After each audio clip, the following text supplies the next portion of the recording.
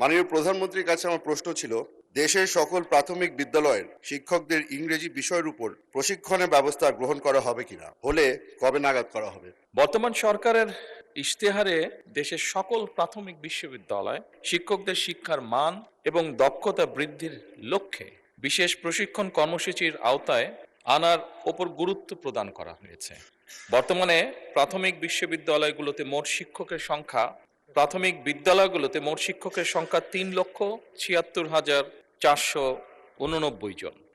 এর মধ্যে চতুর্থ প্রাথমিক শিক্ষা উন্নয়ন কর্মসূচির আওতায় ইতিমধ্যেই ১,৩০,০০০ শিক্ষককে ইংরেজি বিষয় প্রশিক্ষণ প্রদান করা হয়েছে।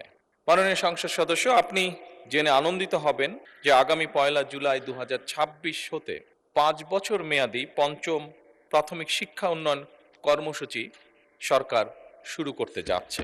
এই কর্মসূচির মাধ্যমে অবশিষ্ট যে শিক্ষকবৃন্দ আছেন তাদেরকেও ইংরেজি বিষয়ে শিক্ষা প্রদানের পরিকল্পনা বর্তমান সরকারের রয়েছে। ধন্যবাদ মাননীয় প্রধানমন্ত্রীকে আমার প্রশ্নের জবাব দেওয়ার জন্য।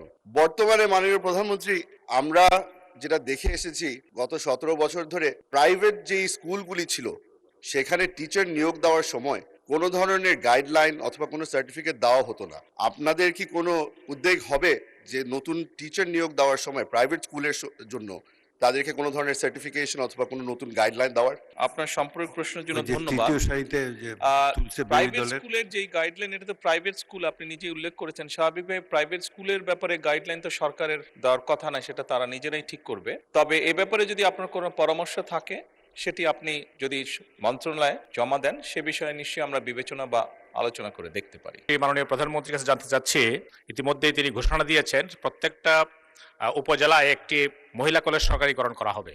এই জন্য আমরা ওনাকে আন্তরিক ধন্যবাদ জানাই। আমি জানতে চাই প্রতিটি উপজেলায় একটি করে গার্লস স্কুল সরকারিকরণ করা হবে কিনা, এবং একটি করে আলিয়া মাদ্রাসা প্রতিটা উপজেলায় সরকারিকরণ করার পরিকল্পনা সরকারের আছে কিনা। আপনি যেটি বলেছেন যে এরকম ঘোষণা দিয়েছি উপজেলা পর্যায়ে, যেটি আমার ঠিক মনে পড়ছে না এরকম কোনো ঘোষণা আমরা দিয়েছি কিনা। তবে এ ব্যাপারে যদি আপনি নোটিশ দেন আমরা বিবেচনা করে দেখতে পারি বিষয়টি। মাননীয় প্রধানমন্ত্রী, অনুগ্রহ করিয়া বলিবেন কি, দেশের দক্ষিণাঞ্চলের উপকূলীয় এলাকায় ভৌগোলিক গুরুত্ব, জলবায়ু পরিবর্তনের ঝুঁকি, জলোচ্ছ্বাস, সাইক্লোন, প্রাকৃতিক দুর্যোগ এবং এই অঞ্চলের বিশাল জনগোষ্ঠীর অর্থনৈতিক মুক্তি এবং টেকসই উন্নয়নের নিশ্চিতকল্পে সরকার কর্তৃক পৃথক একটি উপকূলীয় বিষয়ক মন্ত্রণালয় গঠন করা হইবে কিনা, হইলে তাহা কবে নাগাদ বাস্তবায়ন করা হইবে? দেশের অপার সম্ভাবনায় সমুদ্র সম্পদের বিজ্ঞান ভিত্তিক টেকসই ব্যবহার নিশ্চিতকরণের মাধ্যমে সুনীল অর্থনীতির বিকাশ এবং জাতীয় সুনীল অর্থনীতি কর্তৃপক্ষ প্রতিষ্ঠার বিষয়টি বাংলাদেশ জাতীয়তাবাদী দল তথা বিএনপির নির্বাচনী ইশতেহারে রয়েছে।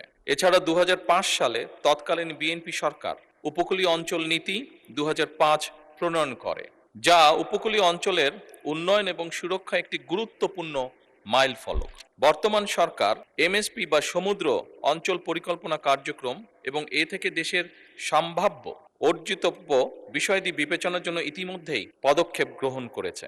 সামুদ্রিক সম্পদ, মৎস্য, পর্যটন এবং পরিবেশ সংরক্ষণের মধ্যে সমন্বিত ভারসাম্য প্রতিষ্ঠা এবং সুনীল অর্থনীতির টেকসই ও দীর্ঘমেয়াদী উন্নয়ন নিশ্চিত করার লক্ষ্যে প্রয়োজন হলে ২০২৬-২৭ অর্থ বছরে প্রাতিষ্ঠানিক কাঠামো গড়ে তোলার বিষয়টি সক্রিয় বিবেচনাধীন রয়েছে। মাননীয় স্পিকার, আপনি তো জানেন ভোলা আপনার নির্বাচনী এলাকা এবং ভোলা একটা উপকূলীয় দ্বীপ অঞ্চল। সেখানে ব্রিজের জন্য আপনারা চেষ্টা করছেন। পটুয়াখালী, ফেনী, বরগুনা এবং এই পিরোজপুর, এই দক্ষিণাঞ্চল, সাতক্ষীরা, খুলনা, বিশাল একটা দক্ষিণাঞ্চল। এখানে অর্থনীতি একটা বিশাল যোগান দিতে পারে। আমাদের মাননীয় প্রধানমন্ত্রী বলেছেন ব্লু ইকোনমির কথা। ব্লু ইকোনমিতে 8টি বিষয় আছে, যেমন আমরা সাগরে মাছ ধরতে পারি, এক্সপ্লোরেশন করতে পারি, গ্যাস তেল, আমরা করতে পারি ship building, ship repairing, ship breaking ইত্যাদি এই জাতীয় কাজ। এবং সব মিলিয়ে যে বিষয়টা হলো, মাননীয় স্পিকার, আপনার মাধ্যমে জানতে চাই, নেপাল একটি অঞ্চল, দেশ যেখানে সাগর নেই এবং তার একটা ল্যান্ডলকড এরিয়া, আর আমাদের অপার সাগর আছে, আমরা কাজে লাগাতে পারি না। তার মধ্যেও এই উপকূলীয় অঞ্চলের মানুষ অত্যন্ত দুর্ভোগের শিকার হয়। সাইক্লোন, ঝড়ঝা বিক্ষিপ্ত যখন তৈরি হয়, এবং উপকূলীয় অঞ্চলের মানুষ প্রকারান্তরে সারা বাংলাদেশের মানুষের মধ্যে অত্যন্ত গরিব।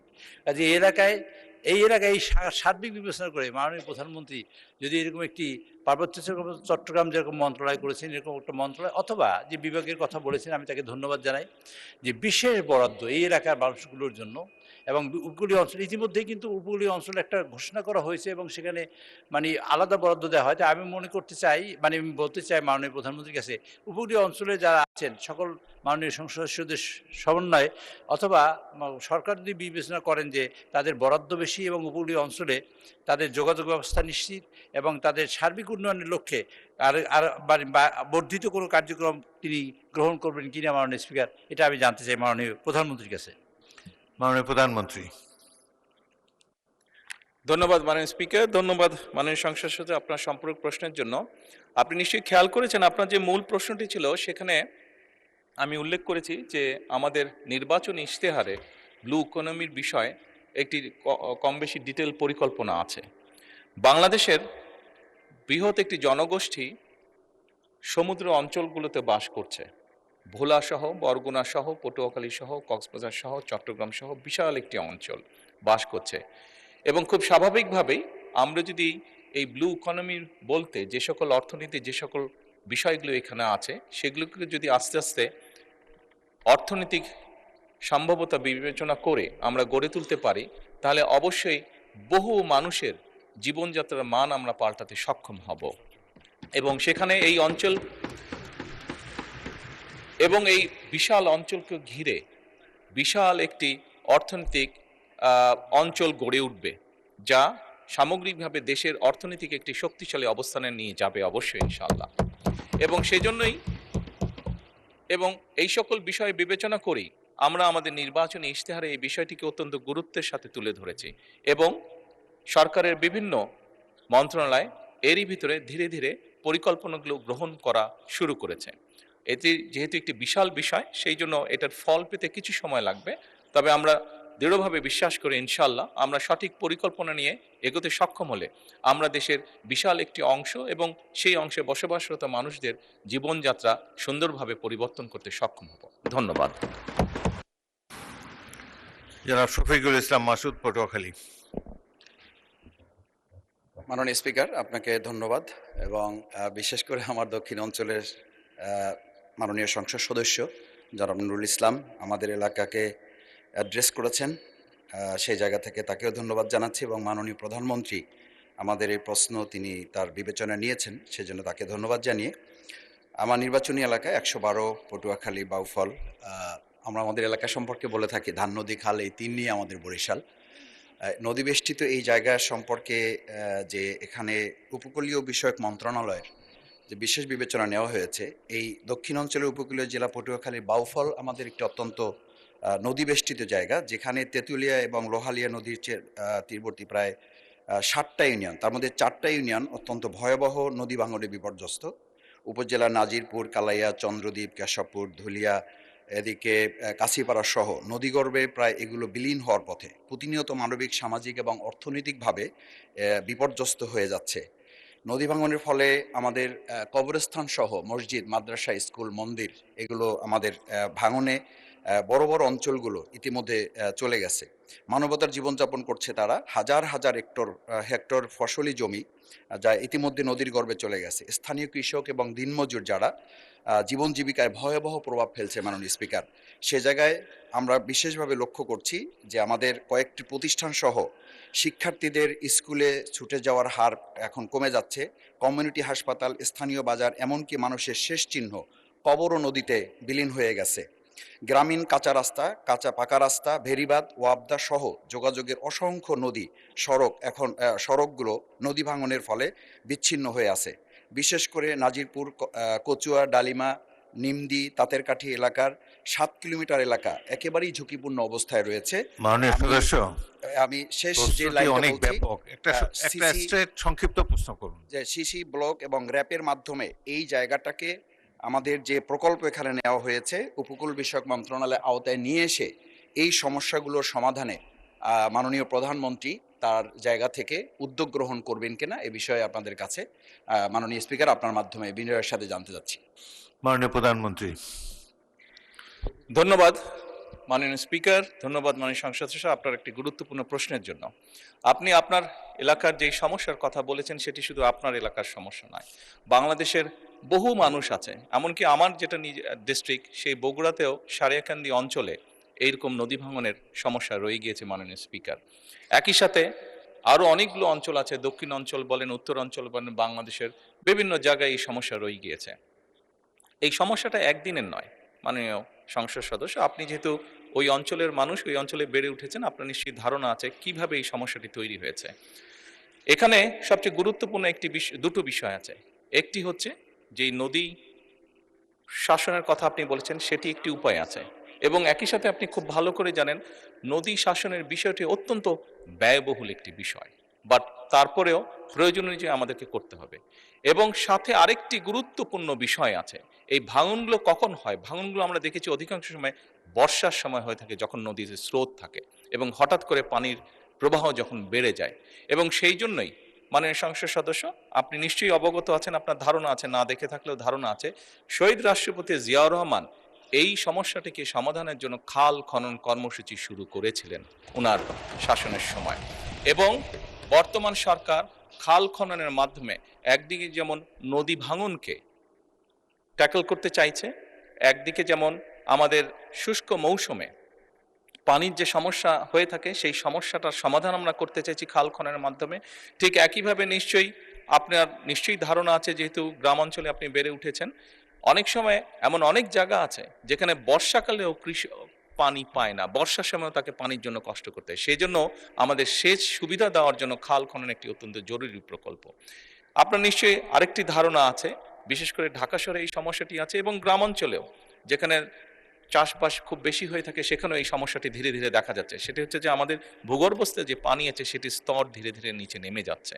এই সবগুলো বিষয়কে যদি আমরা অ্যাড্রেস করতে চাই, তাহলে অবশ্যই নদী শাসন যেমন একটি প্রয়োজন নদী ভাঙনকে রোধ করার জন্য, ঠিক নদীতে যখন পানির প্রবাহ বেড়ে যায়, স্রোত বেড়ে যায়, যার কারণে নদী ভাঙন হয়ে থাকে, সেই স্রোতটিকে যাতে আমরা মোটামুটি কন্ট্রোলে আনতে পারি, সেই পানিটিকে যাতে আমরা পানিতে যেটা হঠাৎ করে পানি বেড়ে যায় বর্ষার সময়, সেটিকে যাতে আমরা ঠিকভাবে সারা দেশে ছড়িয়ে দিতে পারি, সেই জন্য খাল খনন কর্মসূচিটা অত্যন্ত গুরুত্বপূর্ণ। সেই জন্য মাননীয় সংসদ সদস্য, মাননীয় স্পিকার, আমরা নদী শাসনের ব্যাপারে যেরকম আমরা উদ্যোগ গ্রহণ করছি সরকারের পক্ষ থেকে, একইভাবে সামগ্রিকভাবে এই সমস্যাটিকে কম খরচে, যেহেতু বাংলাদেশের জন্য ব্যয়বহুল বিষয় নদী শাসনটিকে কম খরচের জন্য সবচেয়ে বেশি আমাদের জন্য সহজ হচ্ছে খাল খনন, সেটির উপর আমরা গুরুত্ব আরোপ করছি। মাননীয় স্পিকার, ধন্যবাদ। তারকা চিহ্নিত প্রশ্ন 13, মাননীয় সদস্য ABM মোশাররফ হোসেন, পটুয়াখালী 4, উত্থাপন করুন। মাননীয় স্পিকার, আপনাকে ধন্যবাদ আমাকে সুযোগ দেওয়ার জন্য। মাননীয় স্পিকার, আপনি জানেন যে আমরা দক্ষিণ অঞ্চলের লোক, ইতিমধ্যে আমাদের মাননীয় চিফ হুইপ বলেছে, দক্ষিণ অঞ্চলের মানুষের সাধারণত কর্মসংস্থানের জন্য তেমন ব্যবস্থা নেই, আমরা শুধু ধান চাষ এবং মাছ চাষের উপর নির্ভরশীল। কিন্তু আমাদের ওখানে মাননীয় সদস্য, প্রশ্নটা কোন যেভাবে ছাপা আছে ওটা পড়েন। আমি মাননীয় প্রধানমন্ত্রীর অনুগ্রহ করিয়া বলিবেন কি, সাগরকন্যা কুয়াকাটাকে একটি আন্তর্জাতিক মানের পর্যটন কেন্দ্র হিসাবে গড়িয়া তুলিবার জন্য সরকারের কোনো মহাপরিকল্পনা আছে কিনা? যদি থাকে তবে উক্ত পরিকল্পনার আওতায় আধুনিক সুযোগ সুবিধা সম্মিলিত অবকাঠামো নির্মাণের বর্তমান অবস্থা ও বাস্তবায়নের রূপরেখা কি? ধন্যবাদ মাননীয় স্পিকার। মাননীয় প্রধানমন্ত্রী। ধন্যবাদ মাননীয় স্পিকার, ধন্যবাদ মাননীয় সংসদ সদস্য আপনার প্রশ্নের জন্য। বাংলাদেশের পর্যটন খাতকে দীর্ঘমেয়াদী, টেকসই এবং পরিকল্পিতভাবে এগিয়ে নেবার লক্ষ্যে বর্তমান সরকারের সুনির্দিষ্ট কিছু প্রতিশ্রুতি রয়েছে। বেসামরিক বিমান পরিবহন এবং পর্যটন মন্ত্রণালয় জাতীয় পর্যটন মহাপরিকল্পনা প্রণয়নের লক্ষ্যে এরই ভিতরে কাজ শুরু করেছে। এই মহাপরিকল্পনা প্রণয়নে কুয়াকাটার প্রাকৃতিক সৌন্দর্য রক্ষা এবং পর্যটন খাতের উন্নয়নকে বিশেষভাবে আমরা গুরুত্ব দিতে চাইছি। একই সাথে পটুয়াখালী জেলার কুয়াকাটা, মাননীয় সংসদ সদস্য, এখানে আমি একটি বিষয় উল্লেখ করতে চাইছি যে এই কুয়াকাটায় আমি গিয়েছিলাম একবার, এবং সেই স্মৃতিটি আমার রয়েছে শহীদ রাষ্ট্রপতি জিয়াউর রহমান আমার পিতার সাথে। সেজন্যই স্বাভাবিকভাবে এই অঞ্চলের প্রতি কিছুটা হলো আমার একটি দুর্বলতা রয়ে গিয়েছে। এছাড়াও চট্টগ্রাম জেলার পতেঙ্গা আনোয়ারা সি বিচের মৌলিক সুবিধাদি উন্নয়ন শীর্ষক একটি প্রকল্প গ্রহণের নিমিত্তে এর ভিতরেই সম্ভবত সম্ভাব্যতা যেটি আছে সেটি যাচাই করা হচ্ছে। মাননীয় সংসদ সদস্য, মাননীয় স্পিকার, আপনাদের অবগতির জন্য জানাচ্ছি, গৃহায়ন ও গণপূর্ত মন্ত্রণালয় কর্তৃক কুয়াকাটা সংলগ্ন 7টি উপজেলা গলাচিপা, কলাপাড়া, রাঙামালী, বরগুনা সদর, পাথরঘাটা, আমতলী এবং তালতলী নিয়ে Payra Kuakata comprehensive plan focusing on eco tourism শীর্ষক গৃহীত পরিকল্পনা বাস্তবায়নের জন্য বর্তমান অ্যাকশন এরিয়া প্ল্যান তৈরি করা হচ্ছে। অ্যাকশন এরিয়া প্ল্যানের পর্যটনের অংশটুকু বেসামরিক বিমান পরিবহন ও পর্যটন মন্ত্রণালয় কর্তৃক বাস্তবায়ন করা হবে ইনশাল্লাহ। এটি চূড়ান্ত হলে কলাপাড়া উপজেলাস্থ কুয়াকাটার পর্যটন খাতের সামগ্রিক উন্নয়ন ত্বরান্বিত হবে বলে আমরা আশা করি। মাননীয় স্পিকার, ধন্যবাদ। মাননীয় সদস্য ABM মোশাররফ হোসেন একটি সম্পূরক প্রশ্ন করতে পারেন। ধন্যবাদ মাননীয় প্রধানমন্ত্রী। আপনি 1980 সালের আমার মনে আছে 30শে জানুয়ারি আপনি কুয়াকাটা গিয়েছিলেন। আমরা তখন জাতীয়তাবাদী ছাত্রদল করি, সেই অনুষ্ঠানে আমিও ছিলাম। মাননীয় প্রধানমন্ত্রী, কুয়াকাটাকে আপনি যে পরিকল্পনার কথা বলেছেন, এর সাথে যদি ওখানে কুয়াকাটা পর্যটন কেন্দ্র আছে, নৌ একটা ঘাঁটি আছে, ওখানে একটি ক্যান্টনমেন্ট আছে, পায়রা বন্দর আছে, ওখানে এর সাথে যদি দ্রুত গতিতে একটি বিমানবন্দর করা যায়, তাহলে কুয়াকাটাকে হয়তো আরো একটি গুরুত্বপূর্ণ পর্যটন কেন্দ্র হিসাবে আমরা গড়ে তুলতে পারবো। ধন্যবাদ মাননীয় প্রধানমন্ত্রী। মাননীয় প্রধানমন্ত্রী। মাননীয় স্পিকার, মাননীয় সংসদ সদস্য, আপনার প্রশ্নের জন্য ধন্যবাদ। দেখুন, বিমানবন্দরের বিষয়টি হচ্ছে, এটি তো স্বাভাবিক অর্থনীতির সাথে সম্পর্কিত। বিমানের ফ্লাইট অবশ্যই পরিচালনা সেখানে করা হয়তো যাবে, কিন্তু সেটি যদি লস হয় তাহলে তো পাবলিকের পকেট থেকে পয়সাটা যাবে, কাজেই সেটি বোধহয় বিজনেস ওয়াইজ খুব একটা ভালো হবে না মাননীয় স্পিকার। তবে কোনো প্রাইভেট কোম্পানি যদি সেখানে ফ্লাইট অপারেট করতে চায়, আমরা সরকারের পক্ষ থেকে চেষ্টা করব সেখানে তাকে ইনফ্রাস্ট্রাকচারটা যতটুকু সম্ভব তৈরি করে দেওয়ার জন্য। তবে অবশ্যই যাচাই বাছাইয়ের ভিত্তিতে আমাদেরকে এটি করতে হবে, কারণ সরকারের যেরকম আমরা লস চাই না, আমরা চাই না কোনো উদ্যোগ